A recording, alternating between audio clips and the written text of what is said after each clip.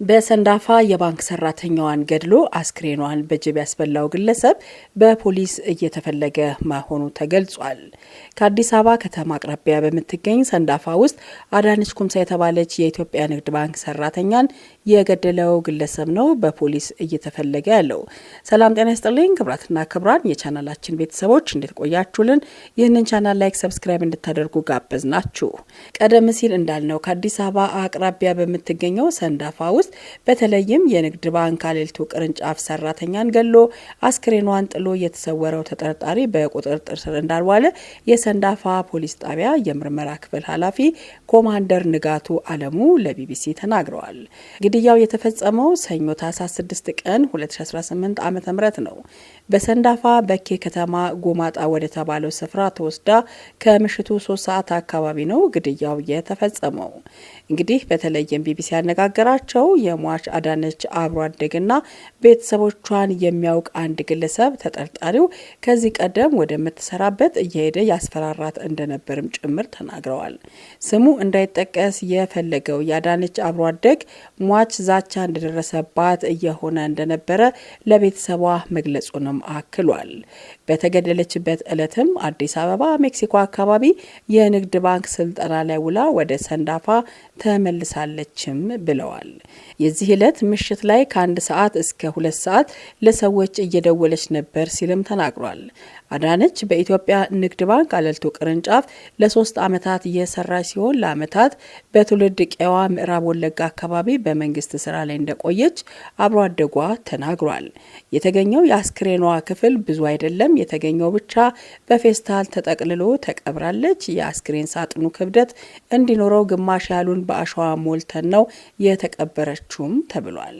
ቢቢሲ ያነጋገራቸው ያዳነች አብሮ አደግ ግለሰቡ አዲስ አበባ ነዋሪ እንደሆነና ቤተሰብ ያለው እንደሆነ ጠቅሶ እሷ የምትሰራበት አካባቢ የግንባታ ፕሮጀክት ስላለው ይመላለስ እንደነበረም ተገልጿል።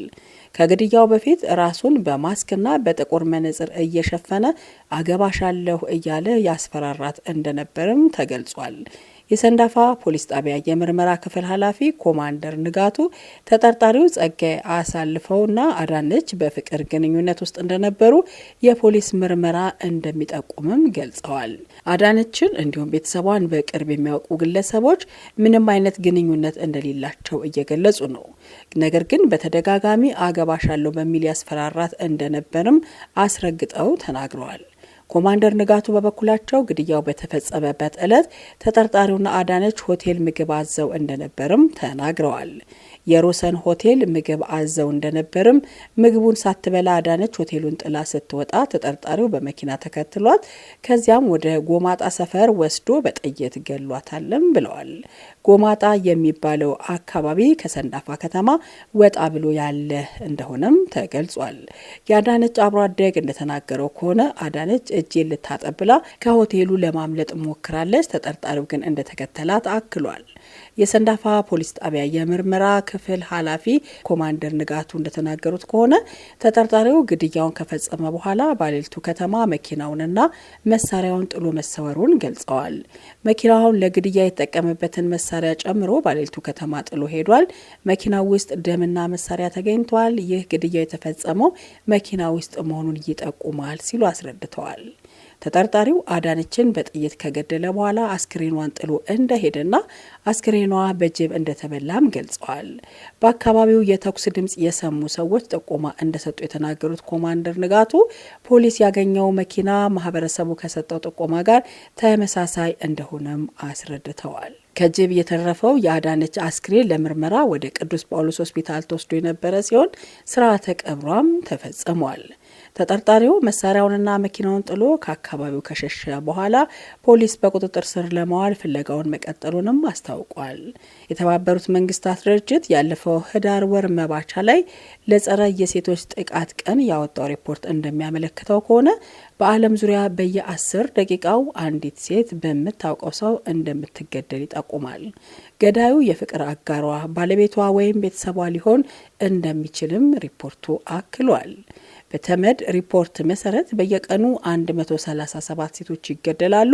ይህም በመላው ዓለም በአዋቂ ሴቶችና በታዳጊ ሴቶች ላይ ከሚፈጸም ግድያ 60% ነው። ክብራትና ክብራን የቻናላችን ቤተሰቦች እንዲህ አይነት መረጃዎች በየጊዜው እየበረከቱ መጥተዋል። በተለይም ለሴቶች ከፍተኛ ጥንቃቄና እንዲሁም ደግሞ ጥበቃ እንደሚያስፈልግ የሚያሳይ መረጃ ነውና ሁላችሁም ጥንቃቄ እንድታደርጉ በዚሁ መልእክታችን እናስተላልፋለን። ለቤተሰቦቿና ለወዳጅ ዘመዶቿ ሁሉ መጽናናት እንመኛለን። ወደ ሌላ መረጃችን ስንሻገር ደግሞ የጋምቤላ ከተማ ፖሊስ አዛዥ እንደተገደሉ እየተገለጸ ነው የሚገኘው።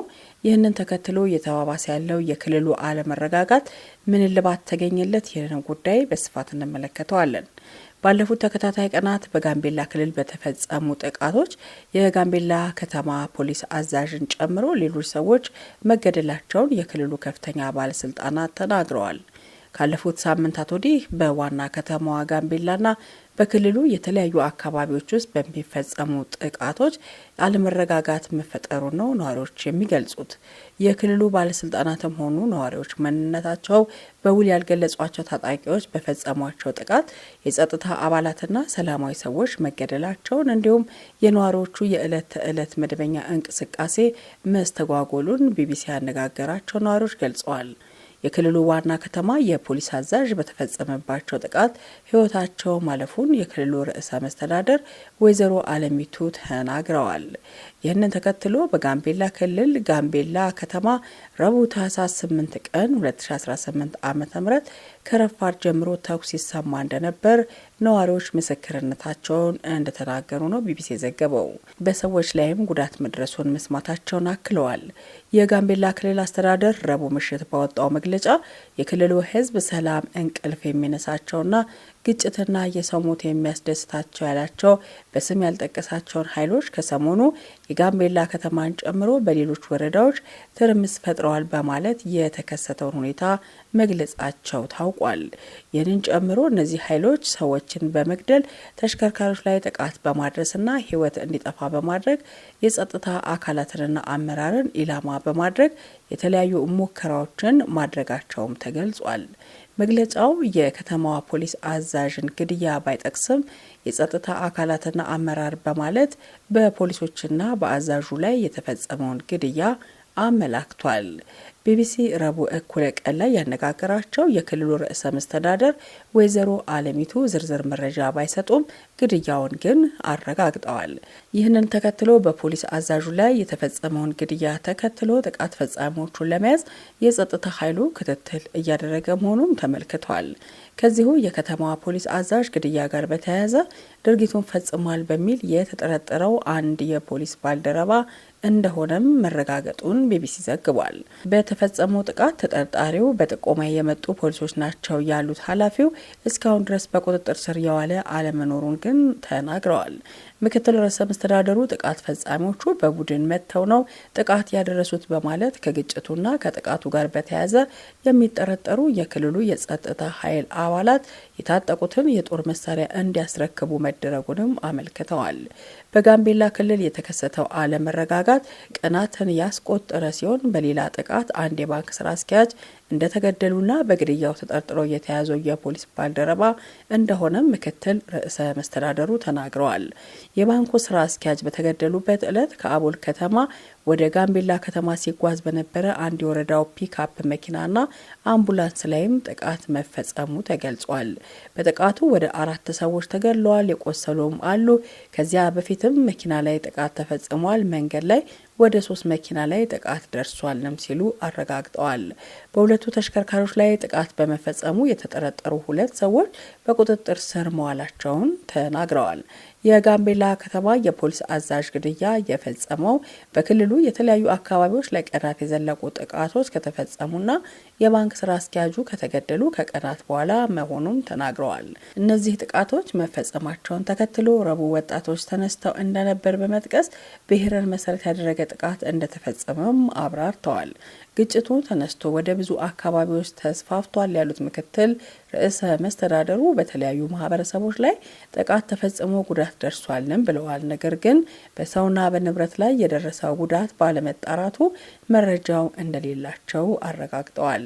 የክልሉ ከፍተኛ ባለስልጣናትም ይህንን አሳሳቢ ሁኔታ ለመቆጣጠር አስቸኳይ ስብሰባ ማካሄዳቸውን ጉዳዩን ከሚያውቁ ሰዎች ለመረዳት ተችሏል። ክብራትና ክብራን የቻናላችን ቤተሰቦች ለሳቱ ያዘጋጀናቸው መረጃዎቻችን በእንዲህ መልኩ ተጠናቀዋል። አብራችሁን ስለነበራችሁ ምስጋናችን ከልብ ነው። ይህንን ቻናል ላይክ፣ ሰብስክራይብ እንድታደርጉ ጋበዝናችሁ። ቸር ይቆየን።